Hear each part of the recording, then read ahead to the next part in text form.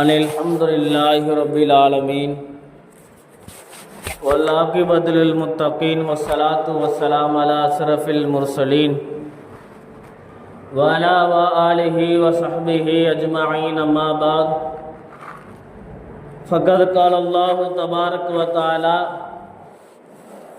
Fill क़ुरआनिल अज़ीम व fill फ़ुरक़ानिल मजीद बाद अऊज़ु बिल्लाहि मिनश शैतानिर रजीम बिस्मिल्लाहिर रहमानिर रहीम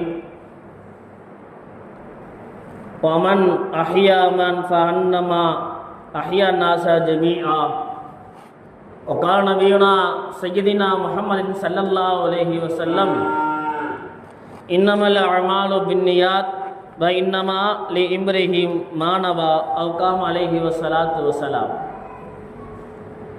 अल्लाहुम्मा रब्बी शरह ली व सदरी व यस्सिर ली अमरी वहलुल उक़दतम मिन लिसानी यफ़क़हू क़ौली सदक़ल्लाहुल अज़ीम व सदक़ रसूलुन नबील करीम व नहनु अला ज़ालिका मिनश शाकिरीन व शाकिरीन वल्हम्दुलिल्लाहि रब्बिल आलमीन। புகழனைத்தும் ஏக இறைவன் அல்லாஹ் ஒருவனுக்கு உரித்தாகுக.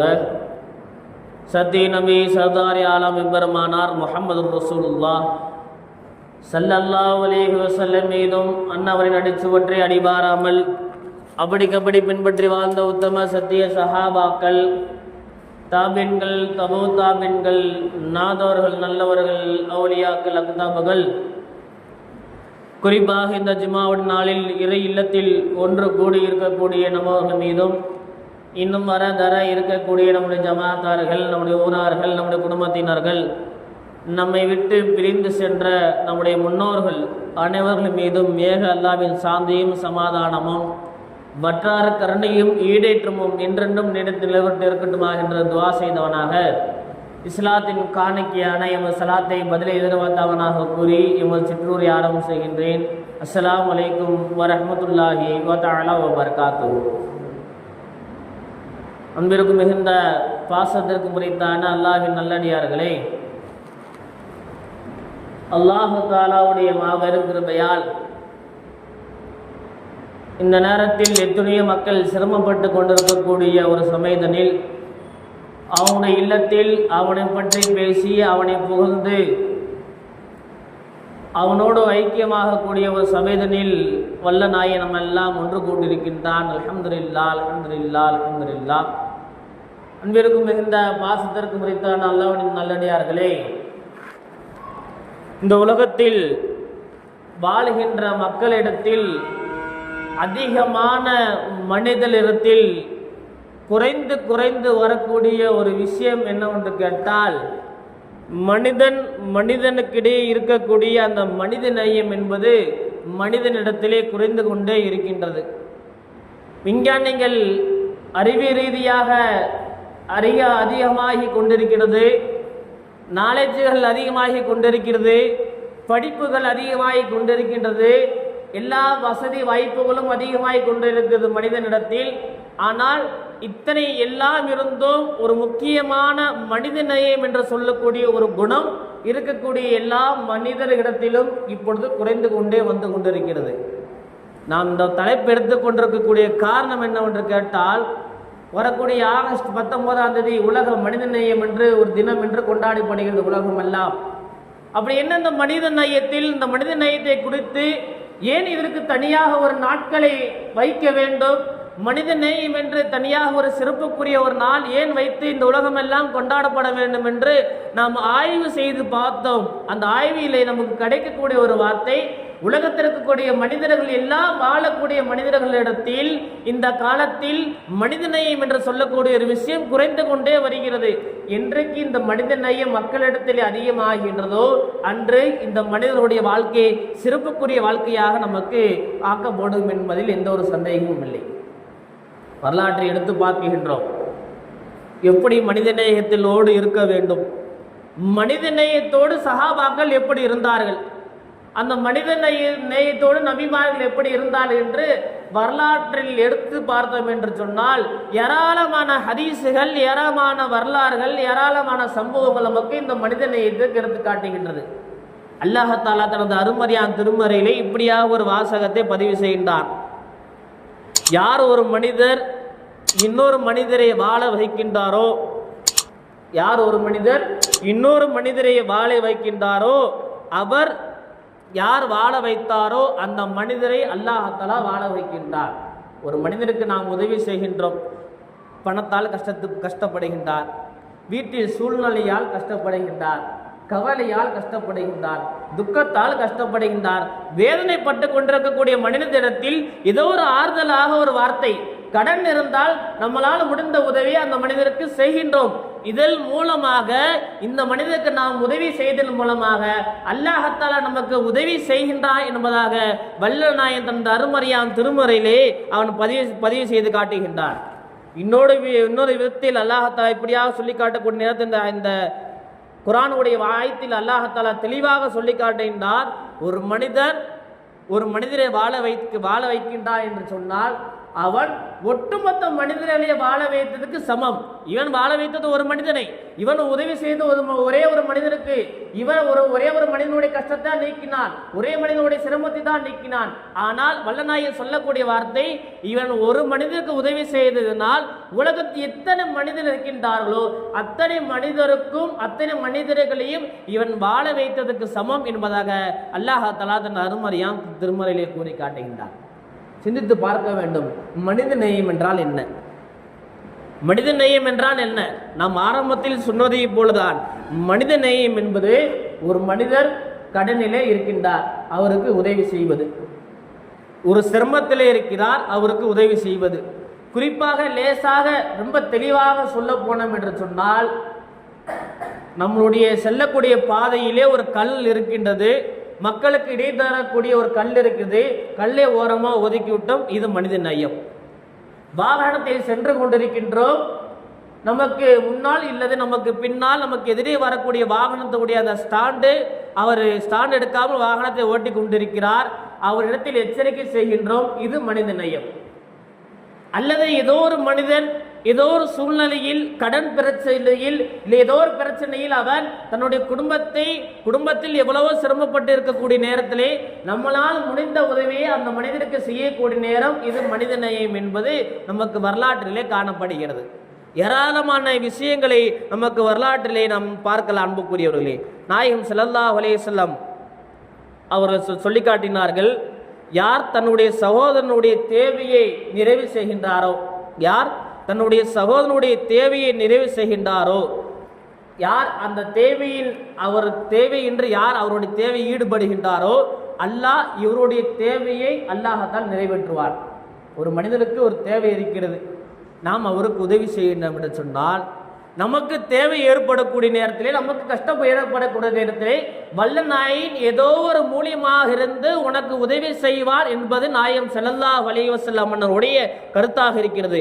அடுத்ததாக நாயகம் ஸல்லல்லாஹு அலைஹி வஸல்லம் சொல்லுகின்றார்கள், யார் ஒரு மனிதர் ஒரு மூமினுடைய ஒரு முஸ்லிமுடைய துன்பத்தை நீக்குகின்றாரோ, ஒரு முஸ்லிமுடைய கஷ்டத்தை நீக்குகின்றாரோ, அல்லாஹ் தஆலா நாளை மறுமை நாளிலே இவருக்கு ஏற்படக்கூடிய துன்பத்தை அல்லாஹ் தஆலா நீக்குகின்றார். இவரோ இந்த உலகத்தில் ஏதோ ஒரு உதவிதான் செய்திருப்பார். ஒரு மனிதர் கஷ்டப்பட்டு கொண்டிருக்கிறார், ஒரு முஸ்லிம் துன்பப்பட்டு கொண்டிருக்கிறார், அந்த துன்பத்தை இவர் நீக்குகின்றார் என்று சொன்னால் வல்ல நாயன் நாளை மறுமை நாளில் இவருக்கு என்ன துன்பம் வருமோ அந்த துன்பத்தை அல்லாஹ்தான் நீக்குகின்றார். இதற்கெல்லாம் என்ன ஒரு பேர் வைத்திருக்கின்றார்கள்?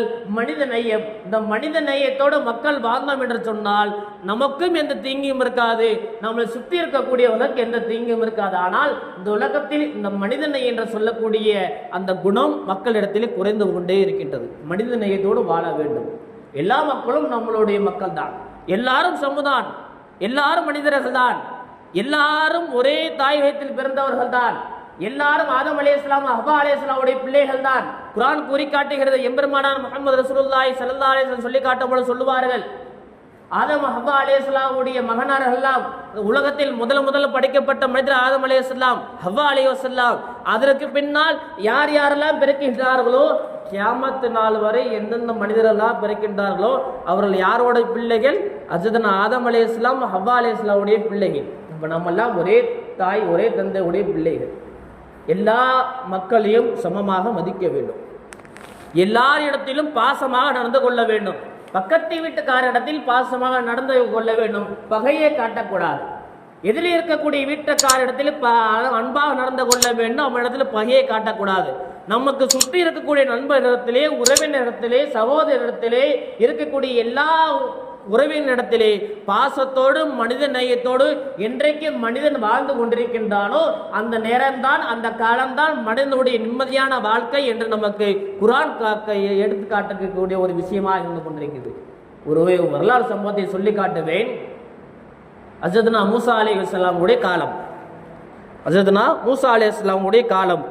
மூசா அலைஹிஸ்ஸலாம் அவர்கள் எகிப்து என்று சொல்லக்கூடிய ஒரு நாட்டிலிருந்து மதியன் என்று சொல்லக்கூடிய ஒரு நாட்டிற்கு பயணம் செய்கின்றார்கள். பயணம் செய்யக்கூடிய மூசா அலைஹிஸ்ஸலாம் அவர்கள் சென்று கொண்டிருக்கின்றார்கள். கடுமையான பசி அவர்களுக்கு, மூசா அலைஹிஸ்ஸலாம் அவர்களுக்கு கடுமையான பசி, ஓவராக பசி ஏற்படுகிறது. சாப்பிடுவதற்கு உணவில்லை. இப்படியாக மூசா அலைஹிஸ்ஸலாம் அவர்கள் எகிப்து நாட்டிலிருந்து நேராக மதிய நாட்டினுடைய எல்லைக்கு போய் ஒரு மரத்தடியிலே அமர்ந்து விடுகின்றார்கள். எல்லையில் ஒரு மரத்தடியில் அமர்ந்து விடுகின்றார்கள் மூசா அலைஹிஸ்ஸலாம். அந்த அமர்ந்து விட்டு பார்க்கின்றார், ஒரு கிணறு உண்டு, ஒரு கிணறு இருக்கு. அந்த கிணறிலே ஆண்கள் எல்லாம் அந்த கிணற்றிலிருந்து வாளி உள்ளே போட்டு தண்ணீரை வெளியே எடுத்து அவர்களும் உபயோகப்படுத்தி விட்டு இருக்கக்கூடிய கால்நடைகளுக்கெல்லாம் அந்த தண்ணீரை கொடுத்து கொண்டிருக்கின்றார்கள். பக்கத்தில் 2 பெண்மணிகள் நின்று கொண்டிருக்கின்றார்கள். இதை பார்த்த மூசா அலைஹிஸ்ஸலாம் அவர்களுக்கு விளக்கம் தெரியவில்லை. நேராக செல்லுகின்றார்கள். அந்த பெண்மணி இடத்தில் சொல்லுகின்றார்கள். பெண்மணி இடத்தில் கேட்கின்றார்கள், அம்மா, நீங்க ஏன் உங்களுடைய ஆற்றுக்கு தண்ணீர் கொடுக்காமல் ஒதுங்கி நிற்கிறீர்கள்? அப்போ அந்த பெண்மணி சொல்லக்கூடிய வார்த்தை, இங்கே இருக்கக்கூடிய இந்த கிணறுடைய மேல் இருக்கக்கூடிய மூடி 10 நபர்கள் சேர்ந்து தான் தூக்க முடியும். அவ்வளோ வெயிட்டாக இருக்கக்கூடிய ஒரு கருங்கற்கள் 10 நபர்கள் சேர்ந்து தூக்கக்கூடிய அந்த கருங்கற்கள் எங்கள் இருவரால் தூக்க முடியவில்லை. எங்கள் இருவரால் தூக்க முடியாதது. என்னுடைய தந்தையோ ரொம்ப வயதானவர்கள், ரொம்ப வயசானவர்கள், அவரால் இந்த கல்லை தூக்க முடியாது. இரண்டாவது காரணம் என்னவென்று கேட்டால், இந்த கிணத்துக்குள் உள்ளே விடக்கூடிய வாளி இருக்கிறது, மிக கடுமையான வாளி. அந்த வாளியை உள்ளே விட்டு அது இருக்கக்கூடிய தண்ணீரை நாங்கள் எடுக்கோம் என்று சொன்னால் நான் 21 நாள் முடியவே முடியாது. அது எங்களுக்கு சாத்தியமே கிடையாது. அதனால் நாங்கள் என்ன செய்கின்றோம் என்று சொன்னால், இங்கே வந்திருக்கக்கூடிய ஆண்கள் எல்லாம் அந்த ஆற்றுக்கு தனக்கும் தண்ணீரை எடுத்துக்கொண்டு தன்னுடைய ஆற்றிற்கும் தண்ணீரை கொடுத்து விடுவார்கள். கொடுத்து விட்ட பின்பு மீதி இருக்கக்கூடிய தண்ணீரை, அந்த சட்டியில் மீதி இருக்கக்கூடிய தண்ணீரை அந்த வாளியில் உள்ளே விட்டு எடுத்து மீதி இருக்கக்கூடிய தண்ணீரை நாங்களும் எடுத்துக்கொள்வோம், எங்களுடைய கால்நடைக்கும் கொடுத்துக் கொள்வோம் என்பதாக மூசா அலைஹிஸ்ஸலாம் இடத்தில் அந்த 2 பெண்மணியும் சொல்லுகின்றார்கள். இதற்கு பின்னால் வரலாறு போகின்றது. இதோடு அந்த வரலாறு நிறைவு செய்கின்றேன். மூசா அலைஹிஸ்ஸலாம் அவர் என்ன செய்கின்றார் என்று சொன்னால், அவர்களோ பட்டினியால் பசியால் வாடிக்கொண்டிருக்கக்கூடிய மூசா அலைஹிஸ்ஸலாம் அவர்கள் ஒத்த மனிதராக அந்த கற்களை நகர்த்துகின்றார்கள். வாளி எடுக்கின்றார்கள், உள்ளே விடுகின்றார்கள், ஒரு வாளி தண்ணீர் எடுக்கின்றார்கள். அந்த இருக்கக்கூடிய அந்த பெண்களுக்கு உதவி செய்கின்றார்கள். நாம் சொல்ல வரக்கூடிய வார்த்தை இந்த ஹதீஸிலிருந்து நமக்கு புரியக்கூடிய வார்த்தை, ஒரு மனிதர், ஒரு மூமின் அல்லது ஏதோ ஒரு சகோதரர் நம்ம ஒரு இடத்தில் கஷ்டப்பட்டு கொண்டிருக்கிறார் என்று சொன்னால், நம்மனால் அவனுடைய கஷ்டத்தை நீக்க வேண்டும் என்று சொன்னால் உடனே ஓடோடி சென்று அவனுடைய கஷ்டத்தை நீக்க வேண்டும். இதற்கு பேர் தான் மனித நேயம் என்பதாக நம்மளுடைய அல்மறையான் திருமறையிலே அல்லாஹ் தஆலா கூறி காட்டுகின்றார். நாயகம் ஸல்லல்லாஹு அலைஹி வஸல்லம் இடத்தில் ஒரு சஹாபி கேட்கிறார். அப்துல்லா பின் மஸ்ஊத் ரலியல்லாஹு தஆலா அவர் அறிவிக்கின்றார் என்று நினைக்கின்றேன். நாயகம் ஸல்லல்லாஹு அலைஹி வஸல்லம் இடத்தில் ஒரு மனிதர் வருகின்றார். மனிதன் ஒரு கேள்வி கேட்கின்றார். என்ன கேள்வி கேட்கின்றார் என்று சொன்னால், யா ரசூலுல்லாஹ், அல்லாஹ்விற்கு மிக பிரியமான விஷயம் எது? அல்லாஹ்விற்கு நாம் இந்த ஒரு அமலை செய்தால், நான் இந்த தொழுகின்றேன், தொழுதால் அல்லாஹ் என்னை விரும்புவானா? அல்லது ஏதோ ஒரு அமல், எந்த அமலை செய்தால் அல்லாஹ் என்னை அதிகமாக விரும்புவான் என்பதாக நாயகம் ஸல்லல்லாஹு அலைஹி வஸல்லம் இடத்தில் ஒரு சஹாபி கேட்கின்றார்கள். அதற்கு நாயகம் ஸல்லல்லாஹு அலைஹி வஸல்லம் பதில் சொல்லக்கூடிய வார்த்தை, பிற மனிதனுக்கு பலன் தரக்கூடிய, பலன் அளிக்கக்கூடிய ஏதோ ஒரு உதவியை நீ அந்த மனிதனுக்கு செய்ய வேண்டும். ஒரு மனிதன் ஒரு கஷ்டத்தில் இருக்கின்றால் அவனுக்கு பலன் தரக்கூடிய ஏதோ ஒரு உதவியை நீ அந்த மனிதனுக்கு நீ செய்ய வேண்டும். அல்லது ஒரு மனிதனை நீங்க மகிழ்ச்சி படுத்த வேண்டும் என்று சொன்னால், அவன் கஷ்டத்திலே மிக துன்பத்திலே வாடிக்கொண்டிருக்கின்றான், குடும்பம் கஷ்டம் சோகமான நிலையை இருந்து கொண்டிருக்கின்றான். அவனிடத்திலே போய் சென்று அவனுடைய பிரச்சனைகளை கேட்டு அவனுடைய பிரச்சனைகளுக்கு நம்ம ஒரு தீர்வு செய்து அந்த மனிதன் கவலையிலிருந்து கொஞ்ச நேரம் அவனை சந்தோஷப்படுத்த வேண்டும். இதை நாயகம் ஸல்லல்லாஹு அலைஹி வஸல்லம் சொன்னார்கள். மூன்றாவதாக நாயகம் ஸல்லல்லாஹு அலைஹி வஸல்லம் சொல்லக்கூடிய காத்தை, ஒரு மனிதன் சிரமப்பட்டு இருந்தால் அவனுடைய சிரமத்தை நீங்கள் நீக்குங்கள். இது அல்லாஹ்வுக்கு மிக பிடித்தமான ஒரு அமல். அடுத்ததாக நாயகம் ஸல்லல்லாஹு அலைஹி சொன்னார்கள், ஒரு மனிதன் பசியால் பட்டினியால் வாடிக்கொண்டிருந்தால் அது மூமினாக இருக்க வேண்டும் என்ற அவசியம் இல்லை. நாயகம் ஸல்லல்லாஹு அலைஹி சொல்லக்கூடிய வார்த்தை மனிதன். ஒரு மனிதன் நாயகம் ஸல்லல்லாஹு அலைஹி வஸல்லம் அவர்கள் இங்கே சொல்லக்கூடிய வார்த்தை, இவன் ஒரு முஸ்லிமாக இருக்க வேண்டும், இவன் அல்லாஹ்வை கொண்டு ஈமான் கொண்டு இருக்க வேண்டும் என்று நாயகம் ஸல்லல்லாஹு அலைஹி வஸல்லம் சொல்லவில்லை. அவர் சொல்லக்கூடிய வார்த்தை, ஒரு மனிதன், அது யாரா வேண்டாக இருக்கலாம், மாட்டு மத சகோதராக இருக்கலாம், ஒரு மனிதன் பசியால் பட்டினியால் வாடிக்கொண்டிருந்தா என்று சொன்னால் நீ அவனுக்கு அவனுடைய பசியை நீ போர்க்கு, இப்படி பசியை நீ அவனுக்கு போக்கினால் இதுதான் அல்லாஹ்வுக்கு மிக பிடித்தமான ஒரு அமல் என்பதாக நாயகம் ஸல்லல்லாஹு அலைஹி சொன்னார்கள். அடுத்ததாக நாயகம் ஸல்லல்லாஹு அலைஹி சொல்லக்கூடிய ஒரு வார்த்தை, ஒரு மனிதன் கடனால் ரொம்ப கஷ்டப்பட்டு கொண்டிருக்கிறார், கடன் கஷ்டினால் ரொம்ப கஷ்டப்பட்டு கொண்டிருக்கின்றார், அந்த கஷ்டத்தை நீக்கினால் இது இந்த செயல் மூலமாக அல்லாஹ் உன்னை பிரியப்படுகின்றார் என்பதாக எம்பெருமானார் முஹம்மது ரசூலுல்லாஹி ஸல்லல்லாஹு அலைஹி வஸல்லம் சொல்லி காட்டிய சொன்னால் அன்புக்குரியவர்களை விளங்கிக் கொள்ள வேண்டும். இந்த ஹதீஸின் மூலமாக நமக்கு தெரிய வருகிறது, ஒரு மனிதன் இந்த உலகத்தில் எப்படி வாழ வேண்டும், மனித நேயத்தோடு வாழ வேண்டும். அதைத்தான் அல்லாஹ் விரும்புகின்றார். ஒரு மனிதன் நீ வாழ வைக்கின்றாய் என்று சொன்னால், முன்னால் நாம் சொல்லி காட்டிய ஒரு ஆயத், ஒரு மனிதன் நீ வாழ வைக்க, ஒரே ஒரு மனிதனை நீ வாழ வைத்தாய் என்று சொன்னால் உலகத்திற்கு கூடிய எல்லா மனிதர்களையும் நீ வாழ வைத்ததற்கு சமம் என்பதாக வல்லநாயகன் தன் அருமறையால் திருமறையிலே கூறி காட்டுகின்றான் என்று சொன்னால் விளங்கிக் கொள்ளும் அன்புக்குரியவர்களே, இந்த உலகத்தில் ஏதோ ஒரு மனிதன் நமக்கு முன்னால் கஷ்டப்பட்டு கொண்டிருக்கிறான் என்று சொன்னால் அவனுடைய கஷ்டத்தை அவனுடைய சிரமத்தை நம்மால் முடிந்த உதவியை அவனுக்கு செய்ய வேண்டும். இப்படி செய்வதில் தான் இந்த உலகம் மனித நேயத்தோடு வாழ்ந்து கொண்டிருக்கின்றோம். ஆனால் இந்த உலகத்தில் இருக்கக்கூடியவர்கள் நேரத்தில் அதிகமான நபரத்தில் இருந்து குறைந்து கொண்டு இருக்கிறது ஒரே ஒரு விஷயம், இந்த மனித நேயம். இந்த மனித நேயத்தோடு வாழக்கூடிய பாக்கியத்தை வல்ல நாயின் நம் அனைவருக்கு தந்தது புரிவானாக. நாம் வாழுங்காலமெல்லாம் லா இலாஹ இல்லல்லாஹ் முஹம்மது ரசூலுல்லாஹ் என்ற திருக்களிமாவில் வாழ்ந்த திருக்களிமோடு மரணிக்கூடிய பாக்கியத்தை வல்ல நாயின் நம் அனைவருக்கு தந்தருவானாக. நாம் இறுதி பேச்சும் இறுதி மூச்சும் லா இலாஹ இல்லல்லாஹ் முஹம்மது ரசூலுல்லாஹ் பேச்சாக மூச்சாக இருக்கக்கூடிய பாக்கியத்தை வல்ல நாயின் நம் அனைவருக்கு தந்தரு புரிவானாக. வாஹிதான் அல்ஹம்துலில்லாஹி ரப்பில் ஆலமீன். அஸ்ஸலாமு அலைக்கும் வரஹ்மத்துல்லாஹி தஆலா வபரகாத்துஹு.